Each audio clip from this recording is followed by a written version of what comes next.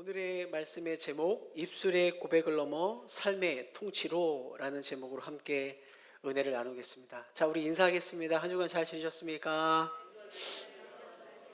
한 번 더요. 건강하세요. 건강하십시오. 건강하십시오. 아프지 마시고 건강하시길 바랍니다.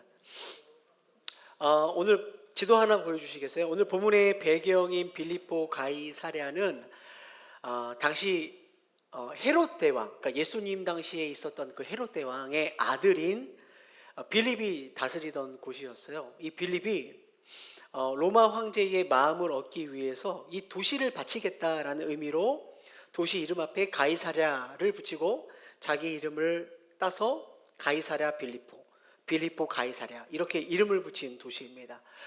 이 도시의 특징은 이 팔레스타인 지역이 대부분 물이 부족한 땅인데 이 빌립보 가이사랴는 헬몬산에서 흘러내리는 이 물 때문에 땅 자체가 아주 비옥하고 아름다웠어요. 하지만 앞서 말씀드린 것처럼 황제에게 바쳐진 도시답게 황제를 신격화하는 거대하고 아름다운 건축물들과 그리스 신이었던 판이라는 신을 섬기는 신당이 큰 신전들이 질비한 그러한 황제와 또 우상이 있는 땅이었어요. 그 화려하고 세속적인 욕망이 가득한 땅 한복판에 예수님과 제자들이 서 있습니다. 바로 그곳에서, 그 장소에서 예수님이 제자들에게 묻는 거죠. 얘들아, 세상 사람들이 나를 누구라 하느냐라고 묻죠. 제자들이 대답합니다. 누구는 세례 요한이라 하고 엘리야라 하고 또 선지자라고 합니다 라고 답을 들어요. 그 답을 듣고 난 다음에 예수님께서는 아무런 반응 없이 이번에 제자들에게 질문합니다. 그러면 너희는 나를 누구라 하느냐? 그때 바로 베드로가 우리가 너무나 잘 알고 있는 유명한 신앙 고백을 하는 거예요. 29절에 보면 주는 그리스도이십니다 라고 말을 했지만 같은 본문을 다루고 있는 마태복음 16장 16절에 보면 주는 그리스도시요 살아계신 하나님의 아들이십니다 라고 고백을 하죠. 자, 그렇다면 예수님은 되게 많은 동네, 많은 곳에서 기적을 벌였는데 왜 하필 황제와 세상의 풍요로움과 우상이 질비한 그 땅에서 내가 누구냐라고 물으셨을까요? 그리고 오늘 베드로의 주는 그리스도십니다라는 이 고백에 갖고 있는 의미가 무엇인가? 오늘 이 말씀을 통해서 함께 주님이 주시는 교훈을 나눠보려고 해요. 자, 오늘 본문 29절을 보면 예수님의 무릎 앞에 베드로가 지체 없이 고백하며 주는 뭐라고요? 그리스도이십니다. 여기서 베드로가 사용하는 이 주라는 말은 헬라어로 퀴리오스라는 말을 써요. 근데 이 단어는요 아무한테나 쓸 수 있는 단어가 아니에요. 딱 한 사람한테만 붙일 수 있는 단어입니다. 누구한테 붙일 수 있느냐? 바로 로마의 황제 가이사랴한테만 쓸 수 있는 칭호가 바로 퀴리오스, 주라는 단어예요. 자, 그런데 베드로가 예수님에게 주라고 고백한 지금 이 장소가 어디예요? 빌립보 가이사랴. 누구의 땅이에요? 황제의 땅이에요. 로마의 화려함과 황제가 다스리고 있는 그 도시 한복판에서 지금 베드로가 뭐라고 말하는 거예요? 황제가 나의 큐리오스, 주가 아니라 예수님이 나의 주인이십니다 라는 고백을 하고 있는 거예요. 그러니까 이 베드로의 고백은 그냥 예의상 하는 말, 어떤 종교적인 예의를 표현하는 말이 아니라는 거죠. 베드로의 이 고백 속에는 내 인생은요 예수님 세상의 힘이나 황제의 명령에 의해서 결정되는 인생이 아니라 예수님 당신에 의해서 결정되는 인생입니다. 말 그대로 예수님이 나의 퀴리오스, 주님 되십니다라는 놀라운 고백이라는 것입니다. 앞서 제자들이 전한 세상 사람들의 평가를 한번 들어보십시오. 세상 사람들이 예수님에게 뭐라고 말했죠? 예수님 향해 세례 요한, 엘리야, 선지자 중에 하나다. 여러분, 이 평가는요 예수님에 대한 존경의 표현이에요. 예수님을 칭찬하는 표현입니다. 그런데 안타깝게도 그들에게는 예수님이 그저 훌륭하고 좋은 분이다, 존경할 만한 위인이고 스승이다라는 평가는 있었지만 그 안에 뭐가 빠진 거예요? 예수님이 나의 구원자시고 주님이 되십니다라는 빠진 거죠. 성도들, 오늘 우리가 이 둘의 고백의 차이를 분명하게 구분지어야 돼요. 예수님은요 오늘 예수 믿는 우리가 예수님을 그냥 좋은 분, 내가 기도할 때 삶의 문제를 해결하는 분, 내가 슬플 때 나를 위로해 주는 분, 그 정도로 여기는 걸 원치 않으신다라는 것입니다. 예수님은 오늘 우리가 주님이라고 고백하기를 원하시죠. 우리의 퀴리오스, 우리의 정말로 주인이 되기를 원하신다라는 것입니다. 어느 교회 옆에 공터가 하나 있었어요. 주차장으로 부족했던 교회가 이 공터를 이 주차장으로 쓰고 싶은데 주인이 허락하지 않는 것입니다. 그래서 목사님들과 또 장로님들, 또 이렇게 그냥 그 안수 집사님들이 모여서 그 땅 주인을 설득하려고 한 거예요. 우리 땅, 우리 좀 이 주차장으로 쓰고 싶습니다. 그렇게 설득해서 땅 주인의 허락을 받았습니다. 근데 그 주인이 뭐라고 이야기했냐면 1년에 52주라고 생각해요. 52주는 2주 중에 51주는 마음대로 쓰십시오. 그런데 1년에 딱 한 주는 사용할 수 없습니다라는 조건하에 그 땅을 사용할 수 있도록 허락을 한 거예요.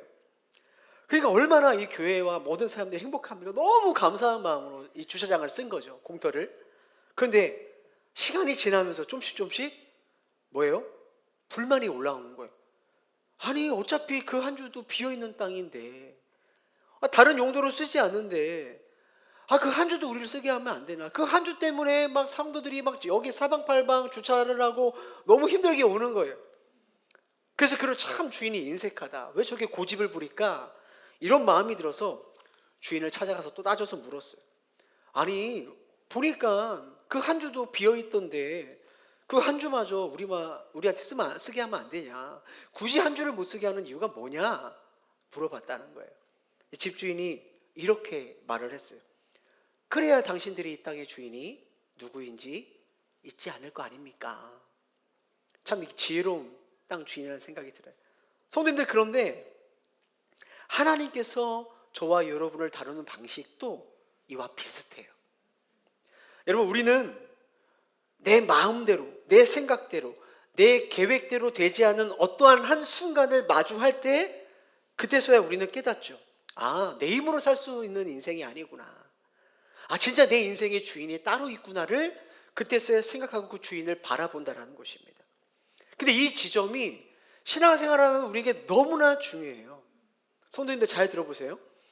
우리는 교회 생활을 오래 하고 신앙생활을 오래 했기 때문에 우리는 입술로는 그 고백을 너무나 쉽게 자주 해요. 하나님이 내 주인 되십니다. 예수님이 나의 주인 되십니다. 이런 고백을 되게 잘 하거든요. 그런데 이러한 입술의 고백만으로는 안타깝게도 우리의 신앙과 믿음이 유지가 되지 않는다라는 거예요. 왜냐하면 우리는 너무 쉽게 망각해요. 쉽게 은혜를 잊어버리고요. 되게 쉽게 교만해져요. 그래서 우리는 내가 주인인 줄을 알고 살아가는 자들이라는 거죠. 그래서 우리에게는 반드시 구체적인 행동의 경계선이 필요해요. 경계선. 그 주차장 주인이 1년 중에 한 주를 못 쓰게 함으로써 주인이 따로 있다, 그렇게 알려주는 것처럼 우리에게 그 경계선을 정하고 우리가 선을 넘지 않음으로써 내가 누구인지, 내 인생의 삶의 주인이 누구인지를 계속하고 확인해야 나의 신앙과 믿음이 유지가 된다는 거예요. 에덴 동산 선악과를 한번 생각해 보세요. 하나님이 모든 것을 다 주셨지만 선악과 하나 먹지 말라고 했어요. 왜죠? 그 선악과를 아껴서 그런가요? 아까워서 그런가요? 아니라는 거예요. 선악과는 뭐냐면 아담이 에덴 동산의 왕처럼 주인처럼 살다가도 그 선악과라는 경계선에 딱 멈춰서 이렇게 깨닫고 고백하기를 원하셨던 거죠. 내가 모든 것을 다 할 수 있지만 주인은 따로 있어. 내가 주인이 아니야. 내가 왕이 아니야. 하나님이 주인이시야. 그게 바로 선악과라는 경계선이 갖고 있는 의미라는 거죠. 이 선악과의 경계선은 누구를 지켜주는 거예요? 아담을 지켜주는 거예요. 우리에게도 그런 행동의 경계선이 필요하다는 거예요. 누굴 위해서요? 우리를 위해서. 우리의 신앙과 믿음을 지키는데 이 경계선이 필요합니다. 성도님들 한번 물어보겠습니다. 성도님들은 정말로 예수님이 여러분의 주가 되십니까? 아멘이라고 고백하셔야죠. 주님이 여러분의 모든 것을 소유하고 계시는 주님 되십니까? 그거 아멘 하셨으니까 여기 온 거 아니에요? 왜 자꾸만 대단한 믿음의 고백이라고 제가 강요하는 것처럼. 우리 그거 고백한 사람이잖아요. 예수님을 나의 주라고 고백하잖아요. 주님 고백하잖아요. 우리 그 고백을 하는 사람입니다. 여러분, 그 믿음의 고백 너무나 귀한 고백이죠. 마태복음에 보면 베드로가 주는 그리스도시요 살아계신 하나님의 아들이십니다라고 고백했을 때 예수님이 기뻐하시면서 뭐라고 말하죠? 그것을 알게 하시는 분은 너희 하나님이시다. 기뻐하시죠. 마찬가지예요. 우리가 이러한 고백을 하는 건 우리 안에 성령의 역사를 통해서 우리가 이러한 믿음의 고백을 하는 거죠. 주님 그 고백을 기쁘게 받으신다는 거예요. 그런데 여러분, 앞서 말씀드린 것처럼 이 주님이라는 우리의 믿음의 고백이 정말로 우리의 삶의 실제가 되게 하기 위해서는 우리에게 뭐가 필요해요? 경계선이 필요하다는 거예요. 경계선. 예수님이 나의 주님이 되십니다라는 이 고백이 내 삶의 실제가 되기 위해 어떤 경계선이 필요하냐? 첫 번째 경계선이 뭔지 아십니까? 주일이에요.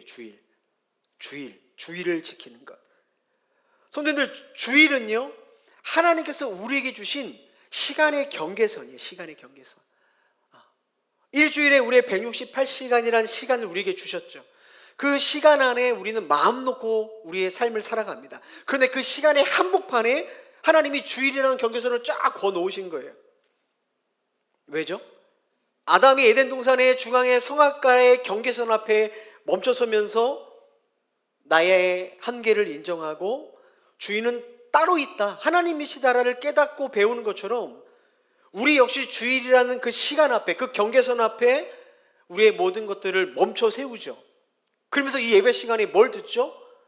우리의 주인은 따로 있다, 하나님 우리의 인생의 주인 되시다를 깨닫고 배우는 거예요. 여러분, 주일이라는 게 그런 의미입니다. 사실 제가 성도님들의 삶을 그래도 이렇게 알잖아요. 월요일부터 얼마나 바쁘게 사세요.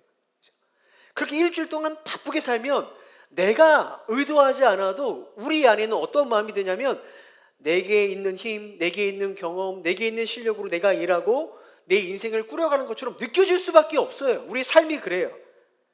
그렇게 살다가 주일이라는 시간에 딱 경계선에 멈췄을 때 비로소 맞아, 내가 바쁘게 살았지만 내 시간, 내 인생의 주인은 내가 아니라 누구다? 하나님이시다. 내가 열심히 일한 거 맞아요. 그러나 하나님 내게 생명 주시고 건강 주시고 은혜 주셔서 내가 한 주를 살았구나를 어디서 깨달아요? 주일이라는 경계선에 멈춰설 때 그래서 깨닫게 되는 거예요. 성도님들, 그러기 때문에 우리가 주일을 구별해 지키는 것은 그냥 어떤 반복되는 종교의 루틴이 아닙니다. 이게 아무것도 아닌 것 같죠? 아니에요. 너무나 중요한 경계선이라는 거예요. 예수님이 나의 주님이십니다라는 고백이 실제 우리의 삶에 작동할 수 있도록 하나님은 주일을 지키라고 명령하셨죠. 여러분, 이 사실을 우리가 깨달을 때 주일을 대하고 지키는 우리의 태도가 달라질 수 있는 거예요. 에덴 동산의 선악과를 다시 한번 생각해 보세요. 얘들아, 정말 배고프면 그거 먹어도 돼, 이렇게 말씀하지 않으시죠? 정말 궁금해? 너무 탐스럽고 먹고 싶어? 정말 그러면 한 번은 먹어도 돼. 아니죠. 결코 먹으면 안 된다. 하나님이 그어놓으신 하나님의 주권의 경계선이 선악과예요. 주일이 그렇습니다. 하나님이 우리에게 주신 시간의 경계선인 주일도 똑같은 거예요. 어떤 급한 형편, 어떤 이유가 생기더라도 지켜내야 돼. 내 신앙의 고백, 하나님 나의 주인 되십니다라는 가장 선명한 영적인 경계선이 주일을 지키는 거예요. 아무것도 아닌 게 아니에요. 하나님이 선악과를 먹으면 반드시 죽으리라라고 말씀하셨죠. 그죠? 근데 마귀는 뭐라고 말해요? 아니야, 죽지 않아. 너 눈이 밝아져서 하나님처럼 될 거야. 똑같은 방식으로 마귀는 오늘 우리들을 그렇게 유혹하고 죄에 빠뜨려요. 야, 바쁘면 그럴 수 있지. 사람이 살아가면서. 야, 이 중요한 약속이 생기면 그럴 수 있지. 야, 뭐 한두 번 빠진다고 뭔 일 생겨? 너가 판단해서 너의 우선순위를 너가 정하는 거야. 여러분, 지금 마귀가 우리에게 유혹하는 그게 뭔지 아세요? 경계선을 넘으라는 거예요. 아무것도 아닌 게 아닙니다. 선악과 먹으라는 거예요. 야, 네 인생 너가 주인인데 너가 결정해야지. 하나님이 주가 아니라 그 시간의 주인은 너가 되라는 거예요. 우리가 정말 귀를 잘 열고 분별하셔야 됩니다.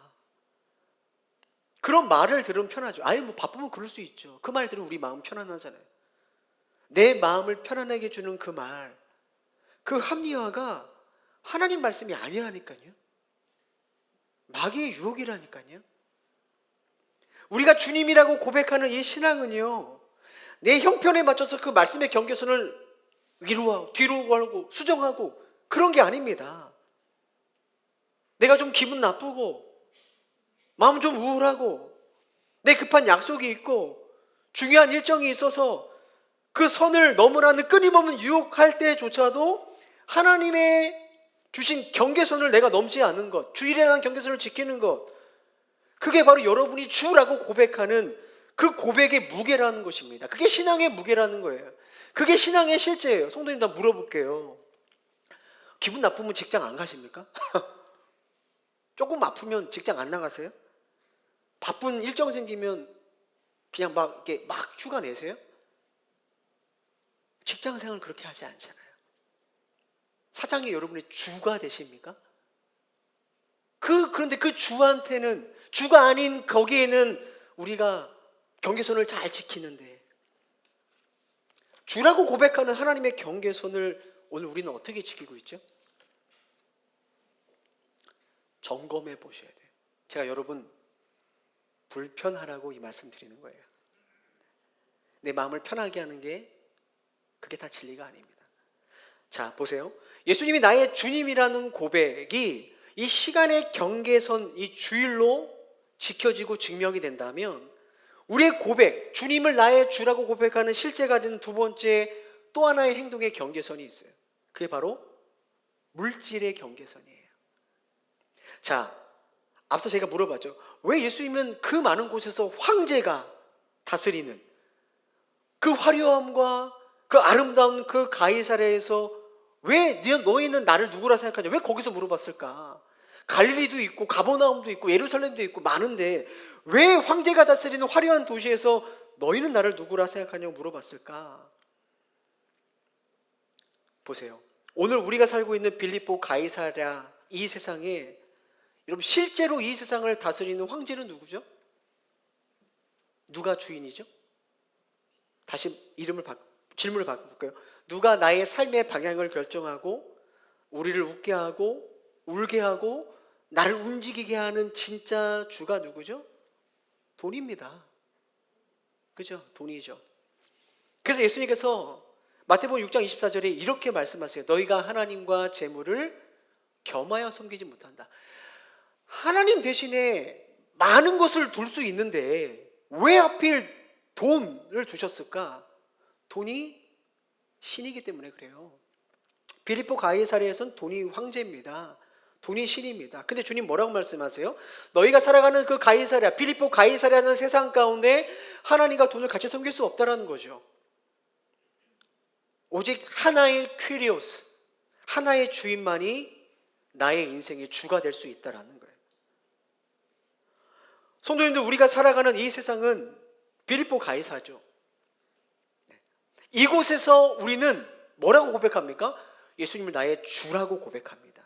그런데 그 주라는 믿음의 고백이 실제의 고백이 되기 위해서는 우리에게 경계선이 필요하다는 거예요.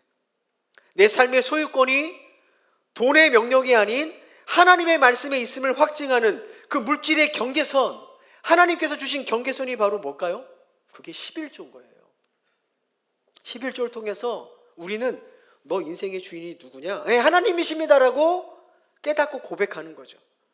이 물질의 경계선 앞에 멈춰서서 주권을 인정할 때 내가 하나님을 주라고 고백하는 그 믿음의 고백이 그게 실제가 되고 그게 지켜지는 거죠. 많은 사람들이 여전히 이 돈을 섬기고 싶은 그 마음 때문에 이 11조라는 자기만의 논리를 세우면서 자꾸만 경계선을 허물죠. 이런 거예요. 대략 주로 하는 말이 구약의 율법이다. 신약 시대에는 폐지된 거 아니냐. 그런가요? 정말 성경이 그걸 말하나요? 마태복음 23장 23절을 보세요. 바리새인의 형식주의를 꾸짖으면서도 야 너네 마음 없이 11조 드리는 거 잘못됐다라고 말하면서도 예수님께서 뭐라고 말하냐면 마음도 드려야 되고 저것도 11조도 버리지 말아야 된다라고 말씀하시죠. 신약을 완성하신 예수님께서 11조의 경계선을 허물지 않으세요. 이에 대해서 팀 켈러 목사님이 아주 명쾌한 답을 제시하십니다. 복음은 구약의 율법보다 더 낮은 기준을 제시하지 않는다. 오히려 복음은 우리에게 더 큰 관대함을 요구한다. 이게 무슨 말인가? 복음은 우리를 적당히 해도 되는 그 기준으로 우리를 끌어내리지 않는다라는 거예요. 오히려 그 기준을 발판 삼아 더 깊은 사랑과 더 깊은 섬김과 더 깊은 헌신의 자리로 우리를 끌어올리는 게 복음이라는 거예요. 구약의 율법은 최소한 이거는 해야 돼. 이게 종착지예요. 이것만 하면 되는 거예요. 이것만 하면 끝. 이게 종착지죠. 그런데 예수님의 십자가의 은혜를 경험한 우리는 이 11조가 정착지가 아니에요. 내 할 도리 다 했어. 끝. 이게 아니에요. 오히려 주님, 나의 모든 것이 주님의 것입니다라고 고백하며 나아가는 출발점이에요. 출발점. 그래서 실제로 여러분 신약 성경에 보면 초대교회의 때는 11조란 말이 아예 등장하지 않습니다. 그걸 보고서 11조가 폐지했다고 말하는데 그게 아니에요. 그 사람들은요 11조가 지켜야 할 법이 아니라 출발점이었어요. 더 많은 것들을 나누고 더 많은 것들을 드렸죠. 의무가 사라진 게 아니라 그 주님의 사랑 안에 그 의무가 그냥 감춰진 거예요. 그렇다면 왜 오늘 우리는 다시 이 11조라는 경계선을 지켜야 될까? 초대교회처럼 우리가 전부는 못 드리니까 다시 율법을 지키자는 말일까? 그 말이 아닙니다. 우리가 물질의 경계선을 지켜야 된 이유는 뭐냐면 앞서 말한 것처럼 너무나 쉽게 우리가 망각하기 때문에 그래요. 이 모든 것이 주님의 것이라는 걸 우리는 계속 까먹어요. 자동적으로 까먹는 존재입니다.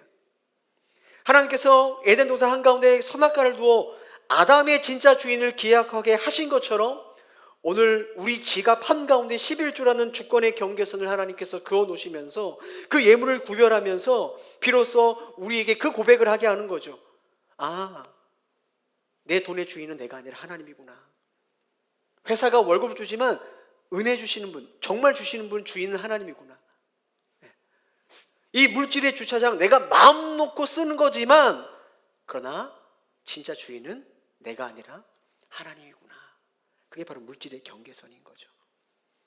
우리가 시간의 주권을 인정하면서 주일에 멈추고 물질의 주권을 인정하면서 11조를 드리는 이유는 단 하나예요. 빌립보 가이사가 통치하는 이 세상에 모든 사람이 돈에게 무릎 꿇고 모든 사람이 자기를 숭배하는 이 세상 가운데 여전히 우리가 하나님이 나의 주가 되십니다를 고백하며 살아갈 수 있도록 우리를 보호하는 은혜의 장치라는 거예요. 우리의 입술의 고백이 구체적인 삶의 경계선으로 나타날 때 내가 주인 되려는 유혹에서 나 자신을 지킬 수 있는 거예요. 여러분 오늘 예배하는 우리 모두에게 주님이 주신 이 경계선이 저는 여러분에게 더 선명해지기를 바라요. 이 경계선을 기쁨으로 지켜낼 때 예수님께서 나의 유일한 주가 되시라는 이 고백이 여러분이 살아가고 있는 그 빌립보 가이사랴 한복판에서 살아있는 믿음의 증거가 되기를 주님의 이름으로 축복합니다. 사랑하는 성도님들, 이렇게 우리가 주일 성수와 이 11조라는 구체적인 행동의 경계선을 통해 하나님의 주권을 인정하겠다는 결단은 너무나 귀한 일이에요. 아무나 할 수 없는 거예요. 정말 귀한 일이에요. 믿음의 고백이죠. 그런데 주님은 거기에서 멈추지 않으세요. 그거 다 했다고 멈추는 게 아니에요.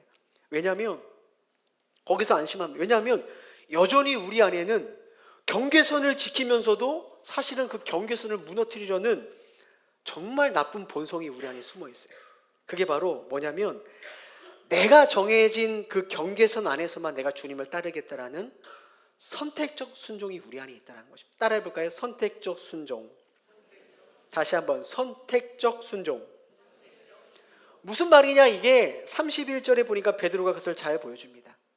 자, 예수님께서 베드로에게 인자가 많은 고난을 받고 죽임당하고 사흘 만에 살아날 것을 비로소 그들에게 가르치니, 이 믿음의 고백을 한 베드로를 보고 이제 예수님께서 드디어 자신의 플랜, 그죠? 십자가를 지는 이 한 번도 말하지 않았던 이 주님의 뜻을 드디어 제자들에게 알려줘요. 그런데요, 방금 전까지 놀라운 믿음의 고백을 한 베드로가 갑자기 돌변하죠. 32절 말씀 함께 읽어보겠습니다. 시작. 드러내놓고 이 말씀을 하시니 베드로가 예수를 붙들고 항변하매. 자, 베드로가 보인 두 가지 충격적인 행동에 우리가 좀 주목해야 됩니다. 베드로가 예수님을 붙들었다라는 붙들다. 그냥 우리는 이게 성경에 보니까 붙들다, 이게 붙들다 이런 것 같지만 그 말이 아니에요. 이 뜻은, 이 헬라어는요, 자기 곁으로 확 끌어당기다, 낚아채다라는 거예요. 그러니까 멱살을 잡고 확 낚아채는 거죠. 또 하나의 뜻이 뭐냐면 자기의 소유로 취하다, 비슷한 느낌이 있죠. 지금 베드로가 예수님을 자기 옆으로 확 낚아챈 거예요. 이거는 예수님을 주인으로 모시는 태도가 아니죠. 예수님을 내 소유로 취급하면서 내 계획과 내 생각에 당신이 따라와야 된다라고 나한테 끌어당기는 것입니다. 그리고 예수님의 팔을 잡아 자기 쪽으로 끌어당긴 베드로가 그 다음에 뭐하죠? 항변하며, 얌전하게 점잖게 쓰인 단어인데 이 단어는 그런 뜻이 아니에요. 에피티마오, 헬라어로 쓴데 이게 뭐냐면 꾸짖다, 명령하다라는 뜻입니다. 자, 이 단어가 어디에 쓰였느냐? 마가복음 4장 39절, 예수께서 깨어 바람을 꾸짖으시고, 이게 에피티마오예요. 항변하다. 예수께서 더러운 귀신을 꾸짖으시고, 이게 에피티마오입니다. 귀신을 꾸짖을 때 쓰는 게 에피티마오. 지금 이 단어를 근데 누가 쓰고 있어요? 베드로가. 누구한테요? 예수님한테. 예수님을 꾸짖고 예수님에게 명령하고 있는 거예요. 귀신을 쫓아내듯이 명령하고 있는 거죠. 조금 전까지만 해도 나의 주라고 불렀던 베드로가 자기가 주인이 되어서 예수님 보고 틀렸다라는 거예요. 정신 차리라고, 예수님. 내 인생의 플랜에는 십자가가 없다고. 그러니까 붙들고 항변하다는 이 말 속에는 뭐가 바뀌었느냐? 주인과 종의 자리가 바뀌어버린 거예요. 창조주가 피조물 자리가 바뀌어버린 거죠. 베드로의 모습 속에 우리는 무엇을 깨달을 수 있습니까? 주님이라고 고백하는 그 경계선을 지키면서도 우리는 얼마든지 주님과 나의 자리를 바꿀 수 있는 존재가 우리라는 거예요. 너무 무섭죠. 너무 무서워요. 주님이라고 고백하고 보여지는 모습은 다 경계선을 지켜요. 주일 성수도 하고 물질의 경계선도 잘 지켜요. 근데 한번 가만히 생각해 보세요. 우리의 순종은 딱 그 경계선까지 아니에요? 내가 주일도 지킬 거니까, 내가 헌금 생활 할 테니까 내 경계선 넘지 말라는 거죠. 예수님 보고. 내 인생에 내가 계획했던 거, 내가 생각했던 거, 내가 살아가는 방식, 당신도 이 경계선은 넘지 말라는 거예요. 그 넘으려고 하면 우리 안에 어떤 모습이 튀어나오는 거예요? 베드로의 모습이 나오는 거예요. 난 그 길 가지 않겠다고. 내 생각과 내 계획대로 가겠다고. 내 생각과 다르면 하나님이 오늘 내게 주신 말씀조차도 에피티마오 하는 거죠. 아멘으로 안 받아요. 기분 나빠. 듣기 싫어. 그 말씀을 내 삶에서 귀신을 쫓아내듯이 그 말씀을 쫓아내는 것입니다. 그러니까 결국 우리는 주님을 섬기는 모습도 있는데, 섬긴다고 하지만 여전히 우리의 섬김은 뭐냐? 선택적인 섬김과 순종이에요. 나를 불편하지 않는 범위 안에서, 내 삶을 침범하지 않는 범위 안에서 나는 순종하고 신앙생활을 하는 거죠. C.S. 루이스가 고통의 문제라는 책에서 이러한 우리의 모습을 정확하게 이렇게 지적했어요. 우리가 진정으로 원하는 것은 주권자 아버지가 아니다. 그저 우리 인생에 참견하지 않으면서 우리가 원하는 것을 다 들어주는 하늘에 계신 할아버지 같은 존재다. 그죠? C.S. 루이스가 하는 말이 뭐죠? 결국 우리는 내 계획을 반대하지 않는 하나님, 나에게 부담 주지 않는 하나님, 내 입맛에 딱 맞춘 내가 만든 하나님을 우리 마음속에 세워두고 그분을 주님이라고 부르는 거예요. 그 주님을 섬기는 거죠. 그 주는 누구죠? 사실은 나죠. 나를 섬기는 거예요. 여러분, 우리가 이렇게 내가 길들인 우상에 붙들고 주인 노릇할 때 우리의 삶에 어떤 일이 찾아올까요? 단순히 기도 응답이 안 되거나 마음이 좀 영적으로 충만하지 않아서 좀 싸늘하거나 이런 정도가 아닙니다. 내가 누구를 진짜 주인으로 모시느냐에 따라 내 인생의 이름표가 달라진다는 거죠. 여러분, 베드로를 보세요. 베드로가 예수님의 주권을 온전하게 고백했을 때 마태복음 16장 18절 함께 읽어보겠습니다. 시작.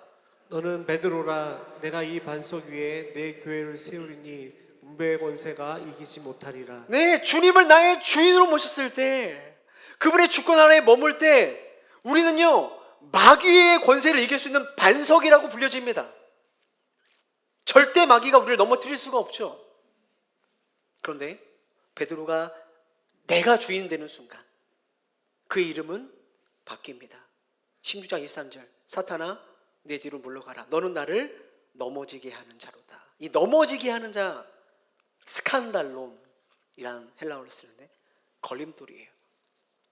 방금 전에 반석이었는데 걸림돌이 됐어요. 방금 전에 마귀를 이기는 반석이었던 사람이 이제는 사단이라고 불리며 걸림돌이 되어버리는 거예요. 내가 주인 되는 순간, 내가 주인이 되는 순간 이렇게 돼버리는 거예요. 사랑하는 우리 동역교회 성도님들,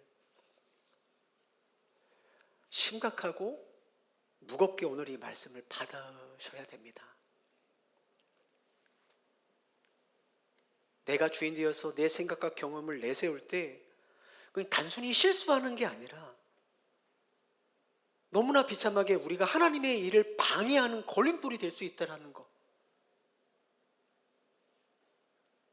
그 사람이 어떠한 신앙 고백을, 얼마나 아름다운 고백을 하는지, 얼마나 오랫동안 신앙생활을 했는지, 어떤 훈련을 받았는지, 그 사람이 목사든 장로든 권사든 그거와 상관없이 주님을 나의 주로 여기지 못하는 우리의 모든 모습은 넘어지게 하는 자, 걸림돌이 된다라고 주님 말씀하고 계시는 거예요. 여러분, 부모된 우리가 자녀의 성공이라는 우상을 앞세우는 순간 그거 아세요? 우리는 자녀들의 신앙을 막는 걸림돌이 돼요. 걸림돌. 얘들아, 교회 가야지 일요일날 말하는데 나머지 일주일은 뭐예요? 실제로 정말로 우리 부모님이 누구를 믿고 살아가는가? 하나님보다 세상의 성공이 더 중요하다. 우리가 우리의 삶으로 아이들한테 그걸 가르치죠. 반대로 여러분, 우리의 욕심을 내려놓고 주님의 주권을 인정하면서 그 말씀의 경계선, 신앙의 경계선 안에서 자녀를 양육할 때 말이 아니라 이 가정의 주인이 누구인지를 우리 부모된 우리가 살아갈 때 아이들은 이 부모를 통해 신앙을 배우는 거죠. 그때 여러분, 부모된 우리는 이 가정 안에 반석이 되는 거죠. 마귀가 흔들리지 않는 반석, 흔들 수 없는 반석. 여러분, 일터 어떠십니까? 여러분, 그 빌립보 가이사랴 일터 치열하죠. 모든 사람이 돈과 성공 앞에 무릎을 꿇고 살고 있지 않아요? 예수님을 주로 고백하는 우리마저도 그런데 적당하게 타협하고 신앙의 경계선을 허물면 여러분, 우리는 그곳에서 걸림돌이 되는 거예요. 하나님의 영광을 가로막는. 야, 교회 다니는 사람이 다 똑같다. 야, 돈 앞에서 별 수 없다. 예수 믿는 사람이 더하다. 이런 얘기 우리 한두 번 듣는 거 아니죠. 그러나 내가 다 모든 사람이 돈과 이익 앞에 무릎 꿇을 때 내가 그 하나님의 신앙에 멈춰서서, 말씀에 멈춰서서 그 작은 순종을 주님께 드릴 때 하나님은 그것을 뭐라고 말하냐면 그게 반석이다. 그게 반석이다. 그 반석 위에 하나님이 나를 세워 가신다라고 말씀하시는 거예요. 여러분, 교회 안에는 다양한 목소리가 있어야 됩니다. 뜨겁게 토론해야 돼요. 왜냐하면 교회를 사랑하고 생각하는 증거가 되기 때문에 그래요. 무관심한 사람은 아무 말도 안 하더라고요. 열정이 있어야 돼요. 근데 우리가 경계해야 될 지점이 있어요. 베드로가 예수님을 향해 죽으면 안 됩니다. 죽으시면 안 돼요 라고 막았었던 것처럼 그거 아십니까? 우리의 선한 열심이 때로는 나도 모르게 주님보다 앞설 수 있다는 거예요. 어떤 분들은 이렇게 이야기하죠. 지금 같은 동포가 북한에서 저렇게 어려움을 당하는데 교회가 북한 선교를 해야 되지 않냐? 북한 선교가 시급하다. 아니다. 북한이 뭐가 먼저냐? 당장 우리 옆에 있는 이웃을 돕는 구제가 먼저 아니냐? 교회가 그거 해야 되지 않냐? 아니다. 다음 세대 다 죽어가고 있는데 주일학교를 살려야 된다. 아니다. 기도가 중요하다. 아니다. 말씀이 먼저다. 여러분, 그 고백은 다 소중하고 귀하죠. 근데 그 말을 할 때 우리가 조심해야 될 게 있어요. 내가 갖고 있는 그 기준이 절대적인 것이 되어서 이것만이 정답이다, 다른 의견이 틀렸다라고 선을 긋기 시작하면 뭐예요? 우리는 반석이 아니라 교회 안에 걸림돌이 될 수 있다는 거예요. 기도 안 하면 교회가 아니다. 전도 안 하면 교회가 아니다. 구제 안 하면 교회가 아니다. 선교 안 하면 교회가 아니다. 바른 말이 반석이 아니라 걸림돌이 될 수 있다는 거예요. 그래서 우리는 흔히 저 사람 참 교회 안에 반석 같은 사람이야. 저 사람은 없었으면 좋겠어. 걸림돌이야. 이렇게 생각할 수 있지만 그게 아니에요. 우리 안에 반석과 걸림돌이 같이 있다는, 같이. 우리는 언제든지 반석이 될 수 있고 언제든지 걸림돌이 될 수 있어요. 그렇죠? 그래서 오늘 이 비극적인 우리 안의 이중성을 해결하기 위해서 예수님께서 답을 주시죠. 그게 바로 34절 말씀이에요. 함께 읽어보겠습니다. 시작. 누구든지 나를 따라오려거든 자기를 부인하고 자기 십자가를 지고 나를 따를 것이니라. 사랑하는 성도님들, 이 말씀을 들을 때 어떤 생각이 드세요? 누구든지 나를 따라오거든 자기를 부인하고 자기 십자가를 지고 나를 따를 것이니라. 쉽네. 별거 아니네. 이런 마음 드세요? 오늘부터 나를 죽이고 십자가 져야지 살 수 있습니까? 그렇게? 평생 동안 이 말씀대로 살려고 노력 안 해보셨습니까? 하시잖아요. 저도 말씀을 준비하면서 맞아. 근데 우리의 생각대로 되나요? 자기 부인이 됩니까? 나를 부인하는 것이 됩니까? 우리 안에 깊이 뿌리 박힌 이 지독한 자기중심성, 내가 주인이 돼야 직성이 풀리는 이 나의 옛사람이 뽑혀 나가던가요? 방법이 있으면 알려주십시오. 저는 잘 안 되더라고요. 우리의 의지만으로 안 되는 거죠.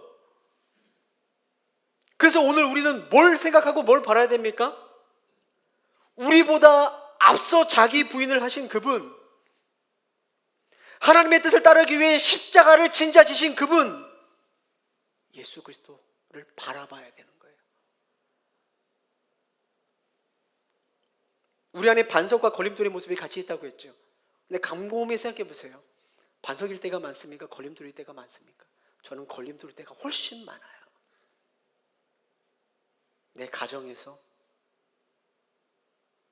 반석 역할을 해야 되는데 걸림돌이 될 때가 있더라고요.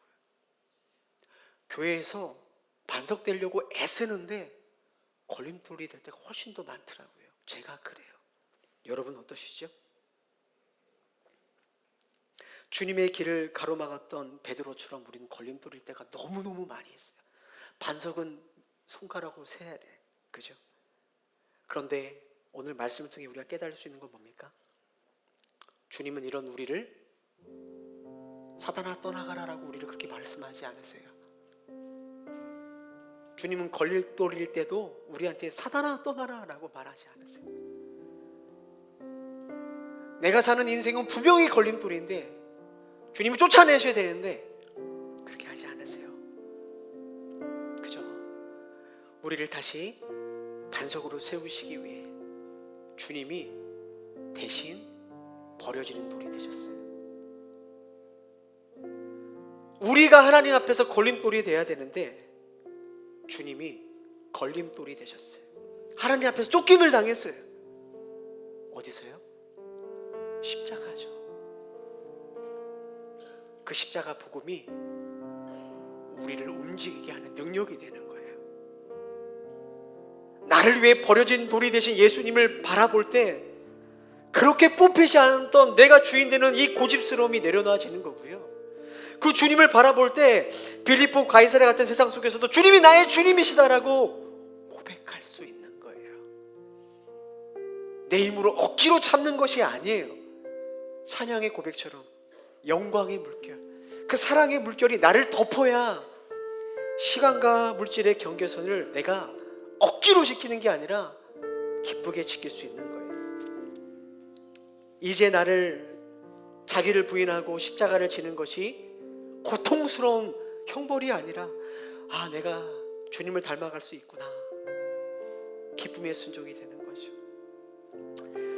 사랑하는 동역자 여러분, 우리 동역교회 성도님들, 이번 한 주간도 그 주님을 나의 진짜 주님으로 고백하고 여러분의 가정과 일터와 여러분이 서 있는 그곳에서 여러분이 가장 아름다운 반석 되시기를 주님의 이름으로 축복합니다. 우리 함께 말씀 생각하면서 이 찬양 고백했으면 좋겠어요. 나의 모습, 나의 소유, 주님, 우리의 모든 것이 주님의 것입니다. 이 믿음의 고백을 주님 앞에 드리면서 함께 찬양합시다. 나의 모습, 나의 소유,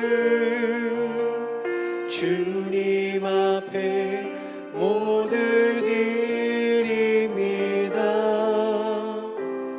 모든 아픔, 모든 기쁨, 내 모든 눈물 받아주소서. 어제 일과 내일 일도, 어제 일과 내일, 우리의 주님 앞에 꿈과 희망 모두 드립니다. 모든 소망, 모든 계획, 모든 계획, 내 손과 마음 받아주소서. 나의 생명이, 나의 생명이 주 영광 위하여 사용하옵소서. 내가 사는 날 동안에 주를 찬양하며 기쁨의 제물 되리. 나를 받아주소서, 나를 받아주소서, 나를 받아주소서, 나를 받아. 여러분 믿음으로 주님 앞에 고백합니다. 주님, 나를 받아주소서, 나를 받아주소서.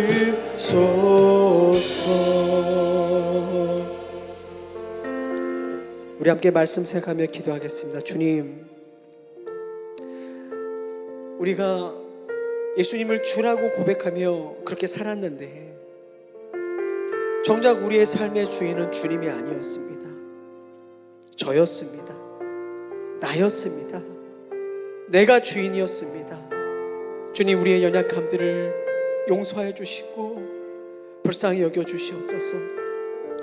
주님, 제가 살아가는 가정과 일터라는 그 빌립보 가이사랴 속에서 더 이상 내 고집 때문에 누군가를 넘어뜨는 걸림돌이 되지 않게 해주시고 그 주님의 십자가 바라보며 오늘도 나를 반석이라 부르시는 주님 앞에 순종의 삶 살아갈 수 있도록 해달라고, 우리의 죄악됨을 고백하며 우리를 순종의 삶을 살게 해달라고 우리 같이 말씀 생각하며 주님 앞에 기도하며 나아갑니다. 함께 기도합니다. 사랑하는 주님,